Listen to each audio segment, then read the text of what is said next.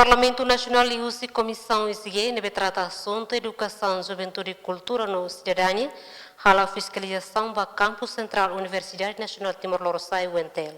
O compromisso depois de 2025 que não foi, a mim e a compromisso o UNTEL, Sua Excelência Magnífico Reitor, a fiscalização primeiro vai em 2025, não é? A mim baseia a situação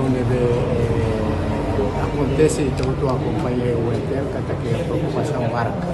A preocupação irá maquitar que será o que curso saúde por volta de saúde, mas de menos de professores docentes e o processo será lá onde a função pública, mas por volta de